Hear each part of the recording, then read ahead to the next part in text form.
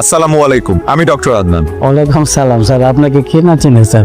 আপনাকে দেখে তো বেশ সুস্থ মনে হচ্ছে। কি সমস্যা আপনার? আল্লাহর রহমতে আপনার চিকিৎসা আমি সম্পূর্ণ সুস্থ স্যার। আলহামদুলিল্লাহ। তো আপনি এখানে কি করছেন? আজকে একটু দেখা করতে আসি স্যার, আপনাকে ধন্যবাদ দিতে আসছি। আপনার জন্য খুব ভালো মিষ্টি নিয়ে আসছি sir. Thank you so much. আসলে মিষ্টি খাই না, তারপর আপনি এনেছেন, আমি খুব খুশি হয়েছি। কার কাছে লাইছো শেষ না কেন? একটু পরে বুঝবেন কার কাছে নিয়ে আইছে। স্যার আপনার জন্য আমি নতুন জীবন পাইছি। স্যার আপনি পা ধরে সালাম করতে চাই। না না প্লিজ, এগুলো করবেন না প্লিজ। দেখুন, আমি একজন ডক্টর, একজন সেবক। আপনাদের সেবা করা আমার কর্তব্য। ডাক্তার সাহেব, আমি এখন তাহলে কি ওষুধ খাবো? আপনাকে আপাতত কোনো ওষুধ খেতে হবে না। আপনার যেটা করতে হবে সেটা হচ্ছে মানে আপনার জীবনযাপন চেঞ্জ করতে হবে।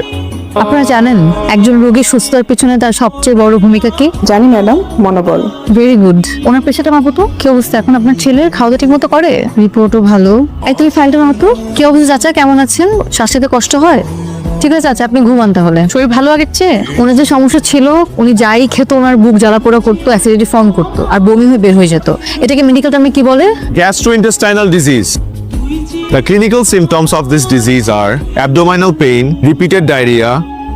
আমার কথা তাহলে তোমার মনেও পড়ে? তোমার কি মনে হয় মনে পড়ে না? মনে পড়ে না। পেশেন্ট দেখতে আসছিলে নিশ্চয়ই, হুট করে আমার সাথে দেখা হয়ে গেল। তার মানে তুমি কি বলতে চাও, প্রফেশনাল লাইফের বাইরে আমার পার্সোনাল লাইফ বলে কিচ্ছু নেই? তোমার সাথে পরিচয় হওয়ার পর থেকে তো তাই দেখে আসছি।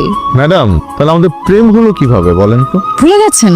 গ্রুপ স্টাডি করতে করতে, নোটস শেয়ার করতে করতে আর স্কেলেটন নিয়ে পড়াশোনা করতে করতে। এবার মনে পড়েছে? হিউম্যান সাইকোলজি আপনি খুব ভালো বুঝলেও হিউম্যান বডি পার্টস আপনি একটু কম বোঝেন। নাহলে এত রাগ অভিমান করতেন না। ম্যাডাম, এত রাগ অভিমান করা হার্টের জন্য ক্ষতিকর। হার্টে প্রেসার পড়ে। আমার হার্ট নিয়ে আপনার এত ভাবতে হবে না, আপনি আপনার পেশেন্টের হার্ট নিয়ে ভাবে। সারা, আমাদের প্রফেশনটাই তো এরকম। আমরা বেঁচে থাকি অন্যকে বাঁচিয়ে রাখার জন্য। এই যে মানুষগুলো অসুস্থ হলে সবকিছু ছেড়ে ছুড়ে আমাদের কাছে চলে আসে আমাদের ভরসা করে, আর আমরা আমাদের সময়, জীবন, স্বপ্ন সবকিছু ত্যাগ করে তাদেরকে সুস্থ করে তুলি। এটা আমাদের দায়িত্ব না, কর্তব্য না? আন্দান, আমি জানি তুমি তোমার প্রফেশনে কতটা ডেডিকেটেড, এটা আমার চেয়ে ভালো আর কেউ জানে না। I always feel proud of you. আমার আর কিচ্ছু লাগবে না, আমাকে শুধু ভালোবাসলেই চলবে, বাকিটা আমি সামনে নিব। চলো। আদনান, এ সপ্তাহে কোথায় যাচ্ছ?